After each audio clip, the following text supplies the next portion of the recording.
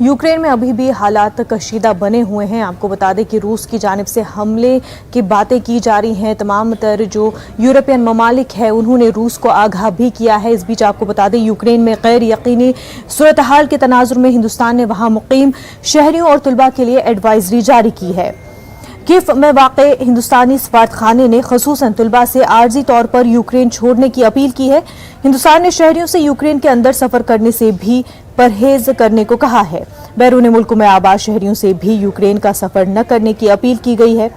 Advisory में हिंदुस्तानी शहरियों से क़याम के हवाले से तफसीलात फराहम करने की भी गुजारिश की गई है ताकि ज़रूरत पड़ने पर उनसे राब्ता कायम किया जा सके। फिलहाल यूक्रेन में हिंदुस्तानी सफारतखाना तमाम तरह की खिदमात और सरगर्मियां अंजाम दे रहा है।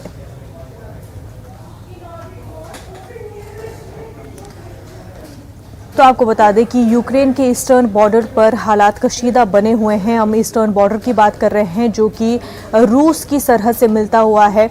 तो वहां पर क्योंकि एक प्रो रशियन सेंटिमेंट पाया जाता है, इस वजह से रशिया के लिए ईस्टर्न साइड को कंट्रोल करने में आसानी हुई, अपने हथियार और अपनी फौजियों को वहां भेजने में आसानी हुई और इस तरह से ईस्टर्न हिस्से को कुछ हद तक कब्जा कर लिया है रशिया ने। अब इस बीच यूरोपियन ममालिक और यूएस को ये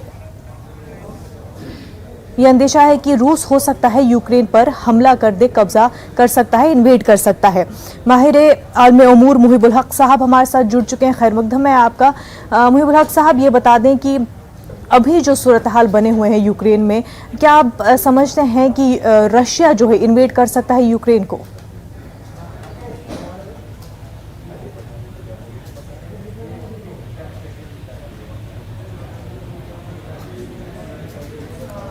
मुहिबुल हक साहब, आप तक हमारी आवाज पहुंच पा रही है? जी जी, मेरी आवाज आपकी आवाज आ रही है। बिल्कुल। मुहिबुल हक साहब, ये बता दें कि जो यूक्रेन में इस वक्त सिचुएशन बनी हुई है, ऐसे में ख़ास तौर से अमेरिका जो है ये खदशा जाहिर कर रहा है कि रशिया इन्वेड कर सकता है यूक्रेन को। आप क्या समझते हैं? मैं ये समझता हूँ कि रशिया की इन्वेजन का खतरा है, लेकिन रशिया भी इन्वेड नहीं करेगा। रशिया बल्कि प्रेशर माउंट कर रहा है यूक्रेन पे और खास करके जो नाटो कंट्रीज हैं उन पे कि जो ईस्ट वर्ल्ड एक्सपेंशन है उनका जो प्रोग्राम है, जिसमें जॉर्जिया और यूक्रेन के अलावा कुछ और पोस्ट सोवियत स्पेस की कंट्रीज को शामिल करना है, तो नाटो इसके बाद आ जाए, क्योंकि वो रशिया अपनी सिक्योरिटी के लिए खतरा समझता है। हमें एक और बात समझने की कोशिश करनी चाहिए कि जो नाटो है बेसिकली ये जो सर्द जंग के दौरान की बाकियात है। 1949 में जब इसे कायम किया गया तो सोवियत थ्रेट्स को काउंटर करने के लिए इसे कायम किया गया। अब चूंकि सोवियत यूनियन का डिसोल्यूशन हो चुका है, कोल्ड वॉर खत्म हो चुकी है, आइडियोलॉजिकल कॉन्फ्लिक्ट जो थी, जो वर्ल्ड जिसमें दो हिस्सों में डिवाइडेड था, वो भी खत्म हो चुका है। तो नाटो का एग्जिस्टेंस अपने आप में एक सवाल खड़ा करता है। और उसके बाद तो नाटो का एक्सपेंशन, जिसमें पोस्ट सोवियत स्पेस जिसे यानी जो फॉर्मर सोवियत रिपब्लिक रही है, जिसे रशिया पोस्ट सोवियत स्पेस कहता है, उसमें कोई भी इंटरवेंशन नाटो का या उसका एक्सपेंशन सोवियत यूनियन जाहिर सी बात यानी रशिया जाहिर सी बात है तो उसे अपनी सलामती के लिए खतरा समझेगा। और रशिया के जो कंसर्न है वो बहुत ही जेन्युइन है इस सिलसिले में। वहीं इस पूरे मामले को लेकर के मुज़ाकरात का दौर भी जारी है। तो आप क्या समझते हैं कि जो ये मुज़ाकरात है, मुलाकातें हो रही हैं, इससे कुछ नतीजा बेहतर साबित हो सकता है? फिलहाल तो एक डेडलॉक की सिचुएशन है। रशिया की डिमांड ये है कि सबसे पहले ये वादा करें कि यूक्रेन को और जॉर्जिया को या बाकी कोई भी किसी भी पोस्ट सोवियत स्पेस की कंट्री को नाटो में शामिल नहीं करेंगे, और साथ ही साथ जो ईस्टर्न यूरोपियन कंट्रीज थे वो अपनी फोर्सेज और अपने मिसाइल को वो विड्रॉ करेंगे, जिसपे नाटो तैयार नहीं है, अमेरिका तैयार नहीं है। दूसरी जानिब रशिया के ऊपर जो अमेरिका चाहता है कि वो क्रीमिया से विड्रॉ करे, जिसके लिए रशिया तैयार नहीं है। तो ऐसी हालत में एक डेडलॉक की सिचुएशन है। मैं ये समझता हूँ क्रीमिया पर जो उसका अपना कंट्रोल है उसे कायम रखते हुए आगे बढ़ के नेगोशिएट इसलिए करना चाहता है कि वो क्रीमिया के कंट्रोल को कम अज कम किसी हद तक लेजिटिमाइज कर सके, जिसे इंटरनेशनल एरिया में बार्गेनिंग कहते हैं। तो वो बार्गेनिंग रशिया करो, और रशिया बार्गेनिंग की पोजीशन इसलिए है कि विद इन अगर आप देखें तो नाटो के अंदर भी डिवीजन है। इसलिए जो यूरोप की कंट्रीज है वो जानती है कि अगर कोई वार हुई तो थिएटर ऑफ वॉर यूरोप बनेगा, अमेरिका नहीं बनेगा। इसलिए अमेरिका भी उस हद तक एग्रेसिव या जारहाना नजर नहीं आ रहा रशिया के खिलाफ, जिस तरह से रशिया यूक्रेन के खिलाफ जारहाना नजर आ रहा है। जी ये बता दें कि जो इस वक्त माहौल बना हुआ है, क्योंकि रशिया ही सप्लाई करता है नेचुरल गैसेस को यूरोप की तरफ और यूक्रेन में भी सप्लाई करता है, ऐसे में उस तिजारत पर भी फ़र्क पड़ सकता है और उससे यूरोप की जो मईशत है उस पर क्या असर पड़ेगा? यकीनन जो पूरा आप देखेंगे, यूरोप जो है एनर्जी पे रशिया पे हेवीली डिपेंडेंट है। ऑलमोस्ट 30-40% जो नीड है वहाँ रशिया से पूरी होती है। तो ऐसी हालत में अगर ये क्राइसिस यानी मजबूत बड़ी हो जाती है तो जो उनकी अपनी इकोनॉमी है या जो नेचुरल गैस है या ऑयल की जो सप्लाई है उसमें उनको परेशानी होगी। तो ये न सिर्फ ये कि एक मिलिट्री थ्रेट है कि यूरोप यानी थिएटर ऑफ वार ना बन जाए, बल्कि इकोनॉमिकली भी देखिए जो पोस्ट पैंडेमिक इकोनॉमिक सिचुएशन दुनिया में जहाँ भी कंट्रीज थी वो ऐसी नहीं है कि ये यूरोपियन कंट्री की वॉर को अफोर्ड कर पाए।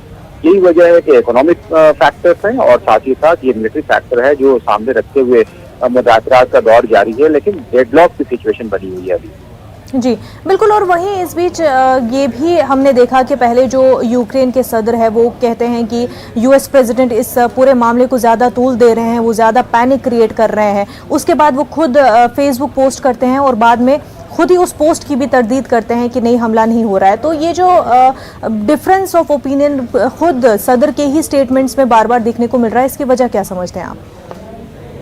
और देखिए, एक तरज्जुब या जिसे कशमकश की हालत यूक्रेन में ये है कि यूक्रेन में एक बड़ी तादाद ये चाहती है कि रशिया से वॉर अवॉइड करने के लिए, चूंकि अल्टीमेट स्टेटर तो सबसे पहले यूक्रेन बन रहा है, तो वो चाहते हैं कि रशिया से वॉर अवॉइड करने के लिए जरूरी है कि यूक्रेन इस बात का एश्योरेंस रशिया को दे दे कि वो खुद ज्वाइन नहीं करना चाहता नाटो।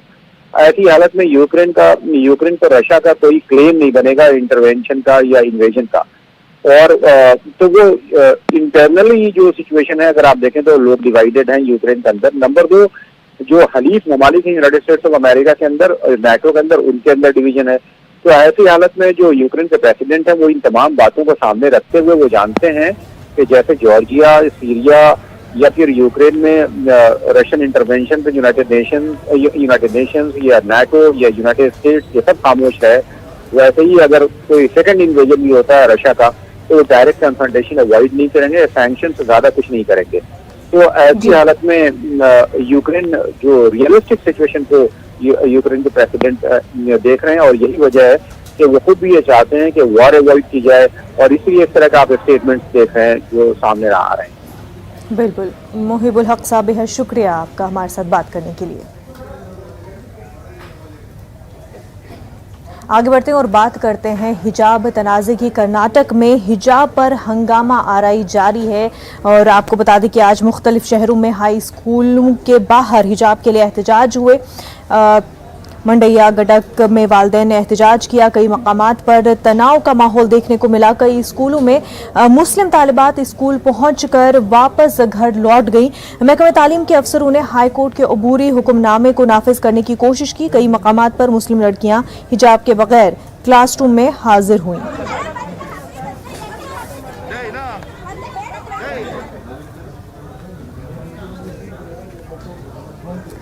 हमारे नुमाइंदे रऊफ इस वक्त हमारे साथ जुड़ चुके हैं। रऊफ, अब सरपरस्त भी जो है अपने बच्चों को स्कूल नहीं भेज रहे हैं हिजाब, क्योंकि बिना हिजाब के एंट्री हो रही है, इस वजह से सरपरस्त भी अब गुस्से में दिखाई दे रहे हैं। आज जो है दूसरा दिन था, यानी कि अदालत का अबूरी हुक्मनामा आने के बाद हुकूमत ने जब स्कूलों को दोबारा खोलने का फैसला लिया तो आज दूसरा दिन था। लिहाजा हम आज भी देख रहे हैं कि कई मकामात पर बच्चों के वालिदैन ने एहतजाज किया है। स्कूल के गेट के बाहर एहतजाज हुए हैं और कई स्कूलों में जो है मुस्लिम लड़कियां वापस घर चली गई हैं। तो दूसरी जानिब कई एक मकामात पर, कई एक स्कूलों में मुस्लिम लड़कियों ने हिजाब के बगैर क्लासों में शिरकत की है। महकमे तालीम का कहना है कि अदालत का जो अबूरी हुक्मनामा है जिसके मुताबिक हिजाब या कोई और मजहबी अलामत के बगैर बच्चे क्लासरूम में मौजूद हों, तो लिहाजा इसे नाफिज करने की एक कोशिश महकमे तालीम की जानिब से हो रही है। वहीं बच्चों के वालिदैन जो है, बच्चों के सरपरस्त हैं, वो इस सिलसिले में नाराजगी जाहिर करते हुए अपने एहतजाज को जाहिर कर रहे हैं। तो लिहाजा हमने देखा कि आज जो है कई मकामात पर तनाव का माहौल देखने को मिला और इस दौरान जो है पुलिस के सख्त बंदोबस्त किए गए हैं। जी। कोई भी नाखुशगवार वाकया पेश न आए, इस सिलसिले में सख्त हिफाजती इंतजाम किए गए हैं। आज दोबारा जो है हाईकोर्ट की इस मामले पर सुनवाई शुरू होने वाली है, 2:30 बजे सुनवाई शुरू होगी। जी। तो देखना ये होगा कि आने वाले वक्त में क्या अदालत की जानिब से क्या फैसला होता है। बिल्कुल रऊफ, बेहद शुक्रिया आपका तमाम तफसीलात के लिए। राहुल गांधी रैली से खिताब कर रहे हैं, सीधा रुख करते हैं। मुझे सिखाया गया है मुंह खोलने से पहले सोचकर समझकर मुंह खोलो, और जब मुंह खोलो तो सच बोलो, झूठ नहीं बोलो। ये हिंदुस्तान में अलग अलग लोगों ने कहा है। गुरु नानक जी जो पंजाब को पूरी दुनिया को रास्ता दिखाया, जिन्होंने पंजाब को पूरी दुनिया को रास्ता दिखाया, जिनसे मैं भी बहुत सीखा हूं, रोज सीखता हूं, उन्होंने भी यही दो बातें बोली थी। मुंह खोलने से पहले सोचकर समझकर अहंकार को मारकर मुंह खोलो, और जब मुंह खोलोगे तो सच्ची बात करो। ये गुरु नानक देव जी ने रास्ता दिखाया है। कोरोना आया, पार्लियामेंट के सामने खड़े होकर मैंने कहा, जैसे मैंने पंजाब यूनिवर्सिटी में कहा था, वैसे मैंने कोरोना के समय कहा, हिंदुस्तान को भयंकर चोट लगने जा रही है। लाखों लोग मरने जा रहे हैं। दिल्ली की सरकार से, हिंदुस्तान की सरकार से एक बार नहीं अनेक बार मैंने कहा, नुकसान होने जा रहा है, तैयारी करो। वेंटिलेटर, ऑक्सीजन सिलेंडर, इन चीजों को तैयार करो। आंधी आने वाली है, तूफान आने वाला है। मजाक उड़ा है। एक तरफ मैं कह रहा हूं कि नुकसान होने वाला है, लाखों लोग मरने जा रहे हैं, दूसरी तरफ प्रधानमंत्री कहते भैया थाली बजाओ, थाली बजाओ।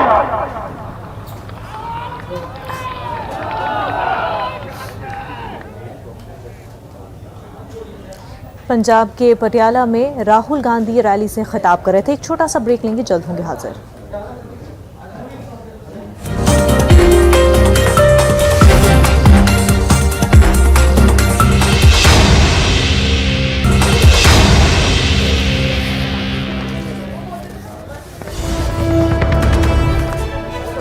इस वक्त की बड़ी खबर आपको बता दें, कांग्रेस को बड़ा झटका लगा है। साबिक मरकजी वजीर अश्विनी कुमार ने इस्तीफा दे दिया है। अश्विनी कुमार ने कांग्रेस से इस्तीफा दे दिया है। कांग्रेस के लिए बड़ा झटका, साबिक मरकजी वजीर अश्विनी कुमार ने इस्तीफा दे दिया है। अश्विनी ने कांग्रेस से इस्तीफा दे दिया है। चुनाव के माहौल के बीच में बड़ा झटका लगा है कांग्रेस को। अश्विनी कुमार ने इस्तीफा दे दिया है। अब इसका खसारा कितना कांग्रेस को भुगतना पड़ेगा, ये देखने वाली बात होगी। आपको बता दें 5 रियासतों में चुनाव भी जारी है। इस बीच अश्विनी कुमार जो कि साबिक मरकजी वजीर हैं, उन्होंने इस्तीफा दे दिया है। कांग्रेस से अश्विनी कुमार ने इस्तीफा दे दिया है।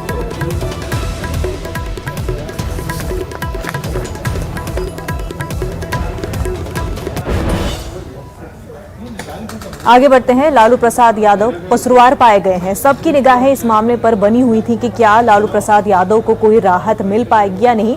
और आपको बता दें कि लालू प्रसाद यादव कसूरवार पाए गए हैं। चारा घोटाले से जुड़े डुरांडा ट्रेजरी से गैर कानूनी रकम निकालने के मामले में आरजेडी सरबराह लालू प्रसाद यादव को राहत नहीं मिली है।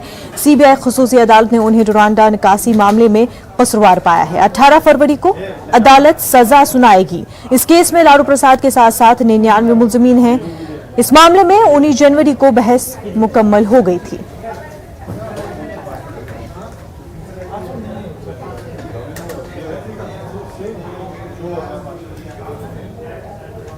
टोटल 99 में से कितने लोगों को कन्विक्शन हुआ सर? टोटल 99 लोगों से कन्विक्शन 20 लोगों को एक्यूटल हुआ 20 ओके। और बाकी 36 लोगों को 2 पॉलिटिशियन सहित 36 लोगों को 3 साल की सजा सुनाई गई। 3 साल 3 साल की। उसमें लालू जी को कन्विक्ट किया गया। कन्विक्ट किया गया। उनका क्वांटम ऑफ पनिशमेंट अभी नहीं। क्वांटम ऑफ पनिशमेंट अभी नहीं सुना। 20 लोगों में कोई बड़ा नाम है? 20 लोगों में पॉलिटिशियन में ध्रुव भगत और जगदीश शर्मा का। जगदीश शर्मा जी 20 लोगों में सर जो एक्यूट हुए हैं उनमें? नहीं 3 साल वाले में। अच्छा, 3 साल वाले। अच्छा। 3 साल में जो बड़ा नाम है उनका। एक्यूटल वाले में बड़ा नाम कोई नहीं है। एक्यूटल वाले में जो है कुछ सप्लायर्स हैं, कुछ सप्लायर्स ही ज्यादा है उसमें। वहीं इस पूरे मामले को लेकर के बीजेपी लीडर सुशील कुमार मोदी का कहना है कि उन्हें खुशी है कि जिन्होंने बिहार को लूटा उन्हें सजा हो रही है।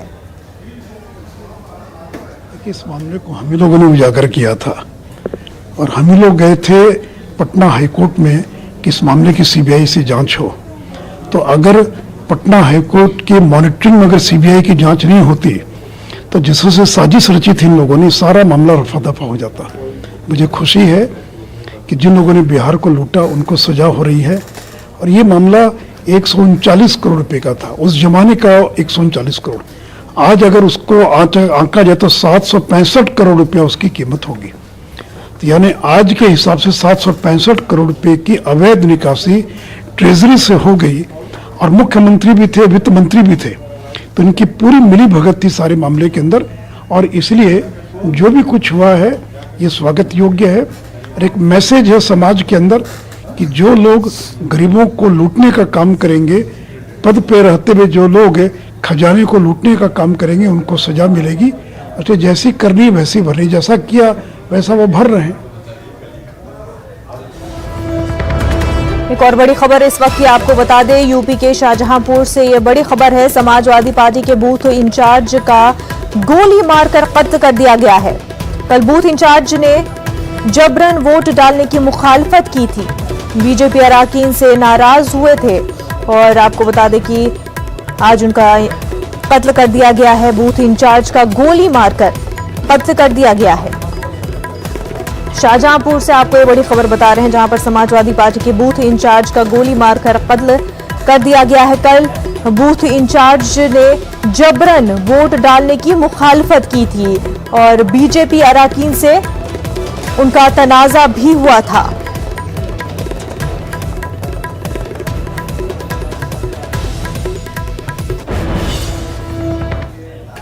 आगे बढ़ते हैं। कर्नाटक में हिजाब का मामला शुरू हुआ, हिजाब का तनाज़ा शुरू हुआ और वहां पर ये मामला जो है अभी भी बरकरार है, तनाज़ा अभी भी बरकरार है।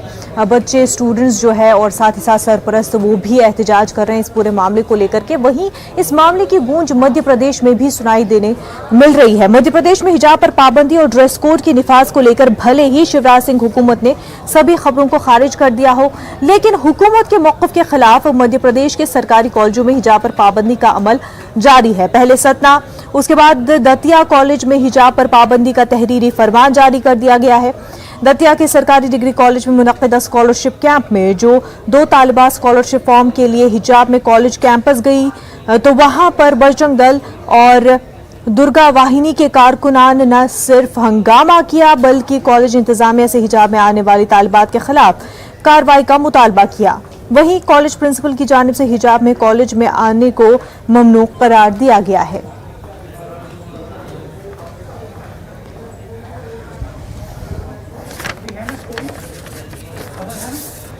वहीं मध्य प्रदेश के दतिया के सरकारी डिग्री कॉलेज में हुकूमत के मौक़िफ़ के बरअक्स हिजाब को ममनू करार दिए जाने पर न्यूज़ 18 उर्दू की खबर के बाद वज़ीर दाखिला डॉक्टर निरोत्तम मिश्रा ने दतिया कलेक्टर को जांच के अहकाम जारी किए हैं।